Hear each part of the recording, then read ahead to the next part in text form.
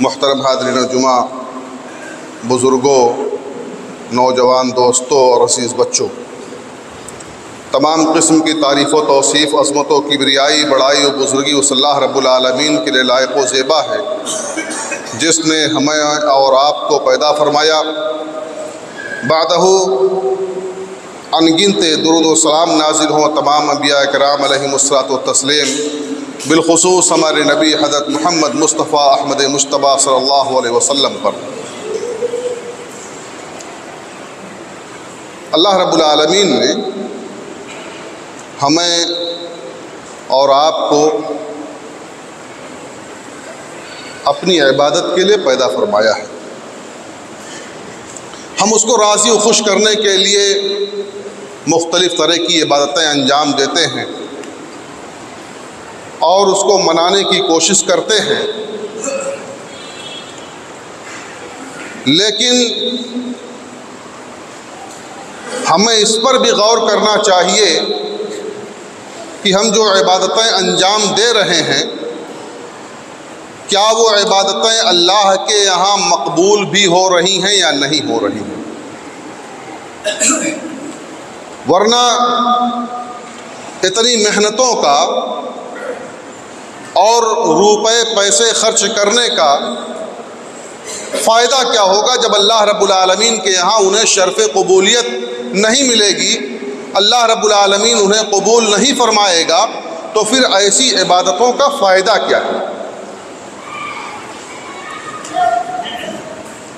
عبادتوں کی قبولیت کے بہت سارے شرائط ہیں، ان میں یہ ہے، سب سے پہلی اور بنیادی شرط یہ ہے کہ آدمی صاحب ایمان ہو، عبادت کرنے والا صاحب ایمان ہو، مومن ہو اور مخلص ہو، اس کے اندر اخلاص پائی جاتی ہو، للہیت پائی جاتی ہو، وہ عبادت صرف اور صرف اللہ رب العالمین کے لیے کر رہا ہو۔ اور اس کی شرطوں میں سے ایک شرط یہ بھی ہے کہ اس کی عبادت اللہ کے رسول صلی اللہ علیہ وسلم کی تعلیمات کے مطابق اور موافق ہو۔ اللہ کے نبی صلی اللہ علیہ وسلم نے، اللہ کے نبی صلی اللہ علیہ وسلم کی جو تعلیمات ہیں،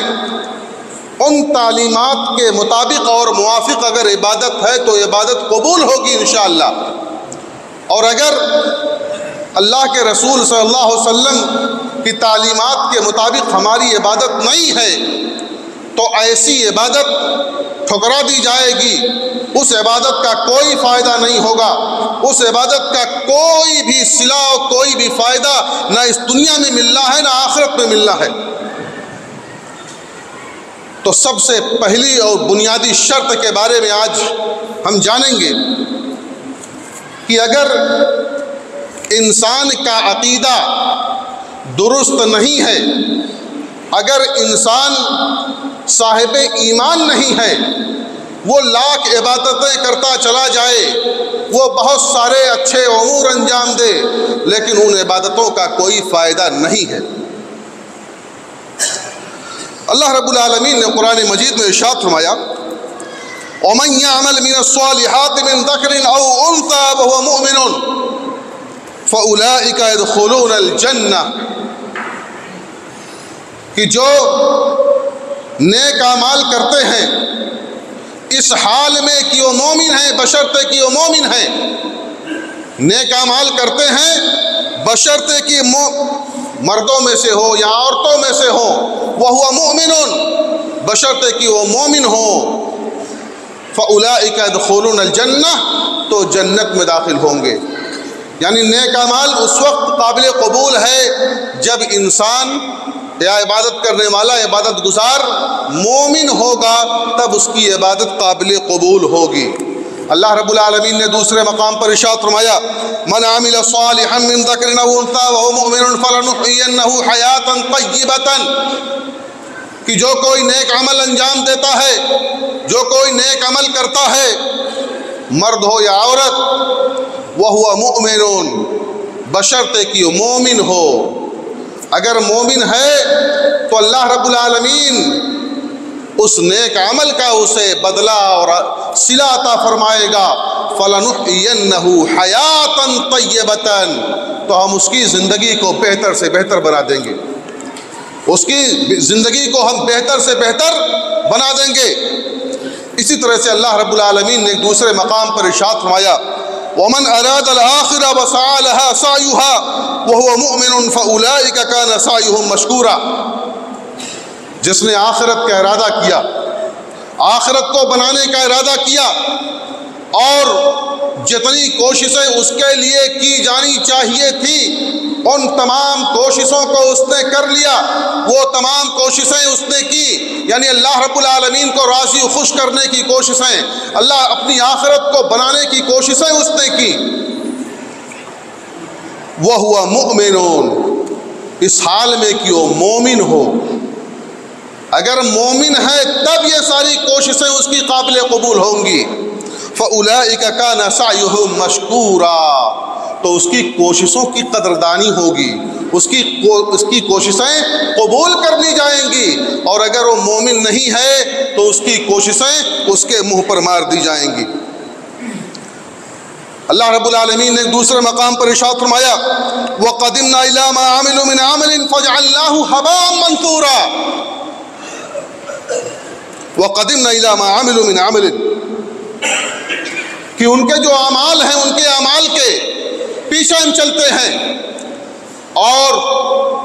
ان کے اعمال کو ہم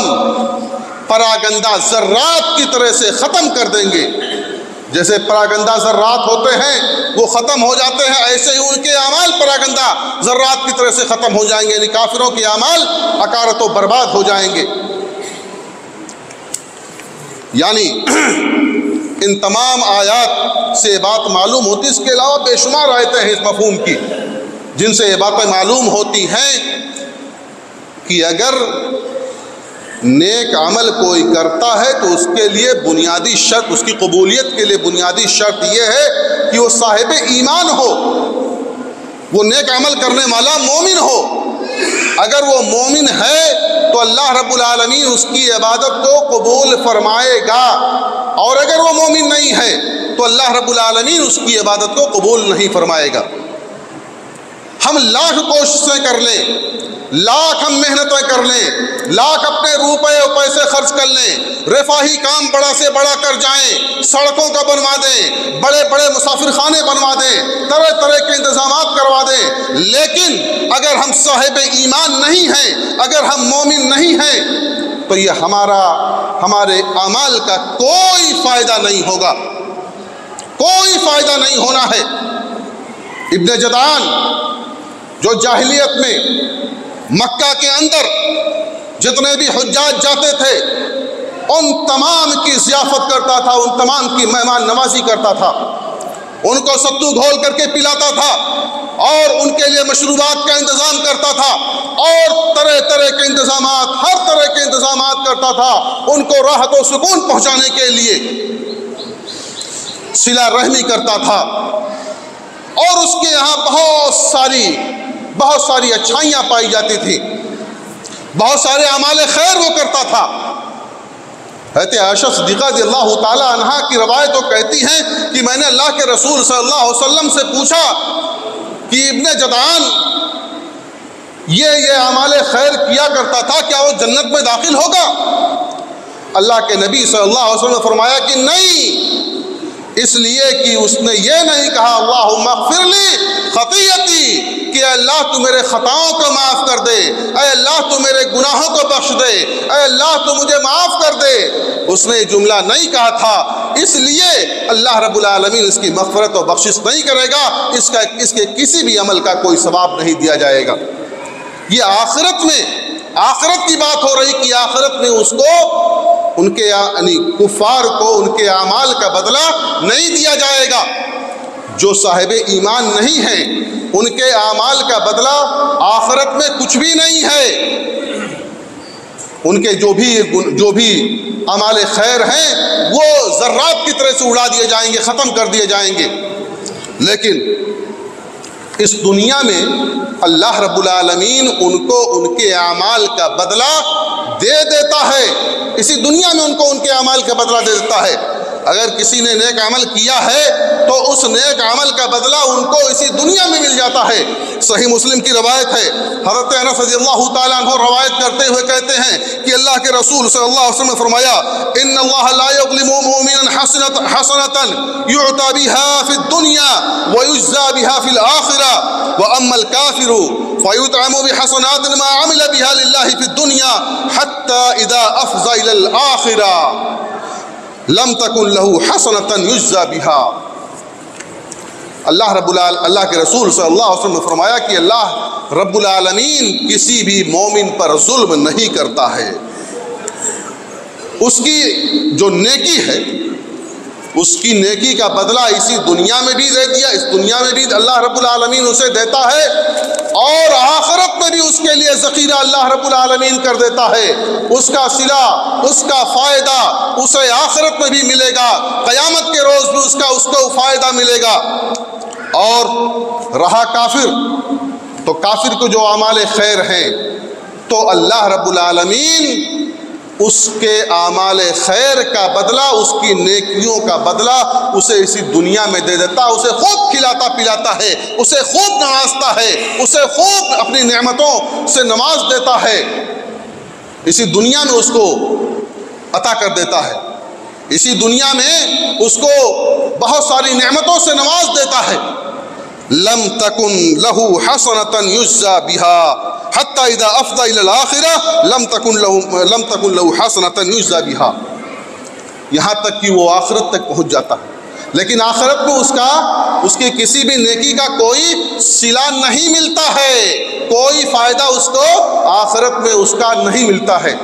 جو بھی ہوتا ہے اسی دنیا میں اس کو دے دیا جاتا ہے، اس دنیا میں وہ فائدہ اٹھا لیتا ہے، لیکن آخرت میں اس کو کوئی فائدہ نہیں ملتا ہے۔ کہنے کا مطلب یہ ہے کہ اگر ہم عقیدے کی، اگر ہم چاہتے یہ ہیں کہ ہمارے اعمال اللہ رب العالمین قبول کر لے، تو ہمیں اس کی بنیادی شرط کہ ہمیں اپنے عقیدے کو درست کر لینا چاہیے۔ اگر ہمارا عقیدہ درست نہیں ہے تو کوئی فائدہ حاصل ہونے والا نہیں ہے۔ آج ہم یہ سمجھتے ہیں کہ ہم مسلمان ہیں، کلمہ گو ہیں، لا الہ الا اللہ محمد الرسول اللہ کہتے ہیں، خوب پڑھتے ہیں، جم کر کے پڑھتے ہیں، تو ہم شرک نہیں کریں گے۔ ارے موحد اعظم حضرت ابراہیم علیہ السلام نے اس کے لیے دعا مانگی تھی، وَاجْنُبْنِي وَبَنِيَّ أَن نَّعْبُدَ الْأَصْنَامَ، کہ اللہ تو مجھے اور میری اولاد کو بتوں کی بندگی سے، بتوں کی پرست سے بچا لینا۔ تمام انبیاء کرام علیہ السلام اس سے ڈرتے تھے، تمام اولیاء اس سے ڈرتے تھے، اور آج ہم یہ سمجھتے ہیں کہ ہم شرک کے قریب نہیں جائیں گے۔ ارے شرک کر کے ہم اپنے ایمان کو آلودہ کر لیتے ہیں، اپنے ایمان کو ہم خراب کر لیتے ہیں۔ مومن ہو کر کے ہم اللہ رب العالمین کے در کو چھوڑ کر کے، اللہ رب العالمین کے آستانے کو چھوڑ کر کے، اللہ رب العالمین کو چھوڑ کر کے ہم کسی دوسرے کو غوث سمجھ لیتے ہیں، کسی دوسرے کو داتا سمجھ لیتے ہیں، کسی دوسرے کو دستگیر سمجھ لیتے ہیں، کسی دوسرے کو عطا کرنے والا سمجھ لیتے ہیں، کسی دوسرے کو روزی رسا سمجھ لیتے ہیں۔ یہ کیا ہے؟ شرک نہیں ہے۔ اگر وہ غیر مسلم دوسروں سے مانگ رہا ہے، دوسروں سے اپنی مرادیں مانگ رہا ہے، تو ہم اسے کافر کہتے ہیں، اور ہم شوق سے چاہیں جو کریں، ہم جس سے چاہیں مانگیں، جس سے چاہیں اپنی مرادیں مانگیں، جس کے سامنے چاہیں یا جس کے لیے چاہیں ہم نظر و نیاز کریں۔ آج شیخ عبد القادر جیلانی رحمۃ اللہ علیہ کے نام پر کتنے نظر و نیاز ہو چکے ہوں گے، اور کتنے مرغے، کتنے بکرے، کتنے بڑے جانور قربان کیے جا چکے ہوں گے۔ یہ نظر و نیاز صرف اور صرف اللہ کے لیے ہے۔ ثواب پہنچانے کے لیے ہم کسی بھی شخص کے لیے ہم مالی عبادت اگر ہے تو ہم ایصال ثواب اس کا کر سکتے ہیں، لیکن کوئی تاریخ متعین کر کے نہیں، کوئی جگہ متعین کر کے نہیں، مزارات پر جا کر کے نہیں۔ بہرحال میں کہہ ہی رہا تھا کہ ہم مسلمان ہیں، کلمہ گو ہیں،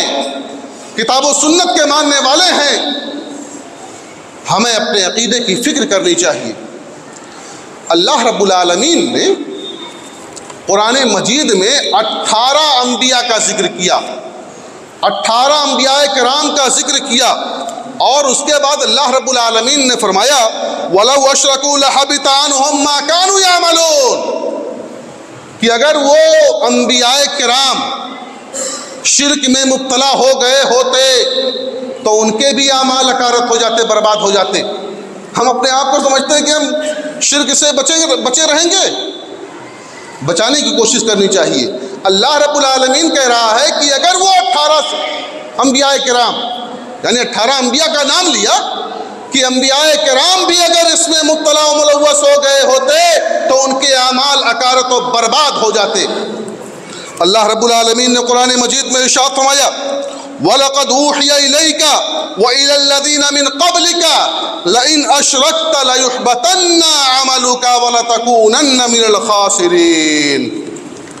اللہ رب العالمین فرماتا ہے کہ ہم نے آپ کی جانب بھی وحی کی اور آپ سے پہلے لوگوں پر بھی ہم نے وحی کی تھی۔ لَئِنْ أَشْرَكْتَ، اگر آپ نے شرک کر لیا، اگر آپ نے نبی کو مخاطب کر کے اللہ رب العالمین فرما رہا ہے، نبی مخاطب ہیں، لئن اشرکت، اگر آپ نے شرک کر لیا، لیحبطن عملک، تو اللہ آپ کے عمل کو ضائع کر دے گا، آپ کے اعمال ضائع برباد ہو جائیں گے، اکارت ہو جائیں گے، بے سود کوئی بھی عمل، کسی بھی عمل کا کوئی ثواب نہیں مل رہا ہے، وَلَتَكُونَنَّ مِنَ الْخَاسِرِينَ، اور آپ خسارہ اٹھانے والوں میں سے ہو جائیں گے۔ اس کے علاوہ بے شمار مقامات پر اللہ رب العالمین نے فرمایا کہ جو اللہ کے ساتھ شرک کرتا ہے، اللہ رب العالمین ایسے تمام لوگوں پر جنت کو حرام کر دیتا ہے، جنت ایسے لوگوں پر حرام ہو جاتی ہے۔ اِنَّهُ مَن يُشْرِكْ بِاللَّهِ فَقَدْ حَرَّمَ اللَّهُ عَلَيْهِ الْجَنَّةَ، کہ جو اللہ رب العالمین کے ساتھ کسی کو بھی شریک ٹھہراتا، کسی کو بھی، کوئی بھی ہو، اگر وہ کسی کو شریک ٹھہرا رہا ہے فقد حرم اللہ علیہ الجنہ، تو اللہ رب العالمین اس پر جنت کو حرام کر دیتا ہے۔ یہاں یہ کہا جاتا ہے کہ نہیں، ہم اس کا اللہ کا شریک نہیں مانتے ہیں، خالی وسیلہ کے طور پر ان کو پکڑتے ہیں۔ آج یا علی کے نعرے لگائے جاتے ہیں، یا حسن یا حسین کے نعرے لگائے جاتے ہیں، یہ حضرت علی رضی اللہ تعالیٰ عنہ، حضرت حسن و حسین رضی اللہ تعالیٰ عنہما، یہ سارے کے سارے لوگ خود اپنے آپ کے مالک نہیں تھے، اپنی جان نہیں بچا سکے، زندہ تھے تب کی بات میں کر رہا ہوں، وہ زندہ تھے، باحیات تھے، وہ اپنی جان نہیں بچا سکے، وہ اپنی جان نہیں بچا سکے، دشمن نے حملہ کر دیا اور شہید ہو گئے۔ موت کے بعد ہم ان کو پکارتے ہیں۔ اللہ کے نبی صلی اللہ علیہ وسلم سے صحابہ کرام رضی اللہ تعالیٰ عنہم اجمعین نے ایک موقع پر ایک منافق کے سلسلے میں کہا تھا، ایک منافق مسلمانوں کو بہت پریشان کیا کرتا تھا، تو مسلمانوں نے کہا، صحابہ کرام رضی اللہ تعالیٰ عنہم اجمعین نے کہا کہ چلو ہم اللہ کے رسول صلی اللہ علیہ وسلم سے فریاد کرتے ہیں، اس سلسلے میں اللہ کے رسول صلی اللہ علیہ وسلم سے فریاد طلب کرتے ہیں۔ مسلمان اللہ کے رسول صلی اللہ علیہ وسلم کی خدمت میں آئے اور آپ سے فریاد طلب کی۔ اللہ کے رسول صلی اللہ علیہ وسلم نے فرمایا کہ انہو لا یستغاث بی وانما یستغاث باللہ، کہ مجھ سے فریاد طلب مت کرو، فریاد اپنے رب سے طلب کرو، فریاد اس سے طلب کی جائے گی۔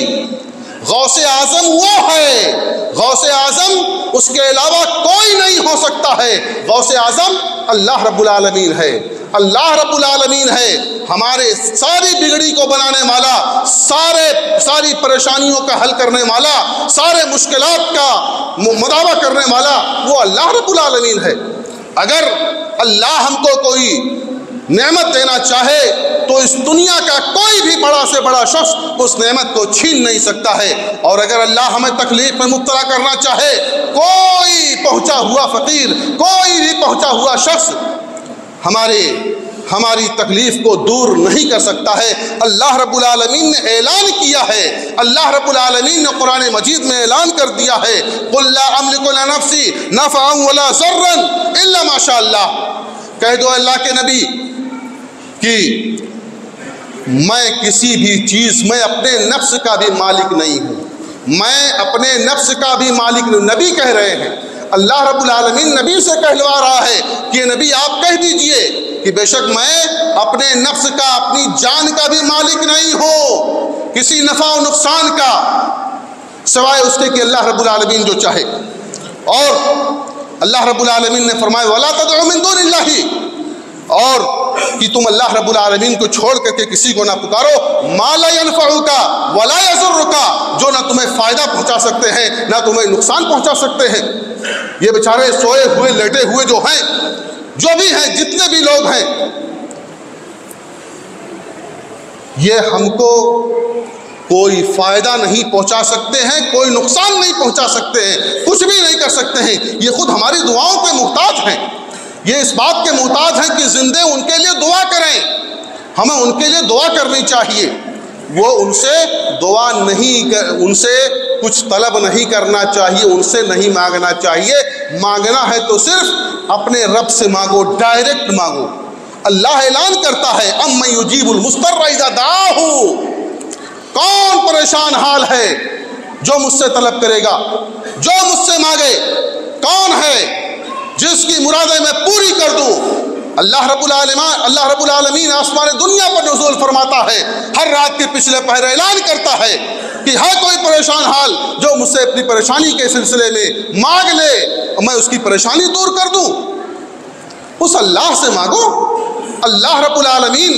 دینے والا ہے، اللہ رب العالمین عطا کرنے والا ہے، اللہ کے یہاں کسی چیز کی کوئی کمی نہیں ہے۔ روزی مانگنا ہے، روزی بھی اللہ رب العالمین سے مانگو، صحت مانگنی ہے، صحت بھی اللہ رب العالمین سے مانگو، مال و دولت مانگنا ہے، مال و دولت بھی اللہ رب العالمین سے مانگو، لڑکا لڑکی مانگنا ہے تو بھی اللہ رب العالمین سے مانگو، کسی بھی چیز کی ضرورت ہے تو صرف اور صرف اللہ رب العالمین سے مانگو، اللہ کو چھوڑ کر کے اور کسی سے نہ مانگو۔ جب اللہ کے رسول صلی اللہ علیہ وسلم پر یہ آیت کریمہ وَأَنذِرْ عَشِيرَتَكَ الْأَقْرَبِينَ کہ آپ اپنے قرابت داروں کو ڈرا دیجئے، آپ اپنے قرابت داروں کو ڈرا دیجئے، جب یہ آیت کریمہ نازل ہوئی تو اللہ کے نبی صلی اللہ علیہ وسلم نے سارے لوگوں کو جمع کیا اور کہا سبھی لوگوں سے کہ اے بنو کعب، اے بنو عبد شمس، اے فلاں اے فلاں اے فلاں، انقذوا انفسکم من النار، تم سارے کے سارے لوگ اپنے آپ کو جہنم کی آگ سے بچا لو۔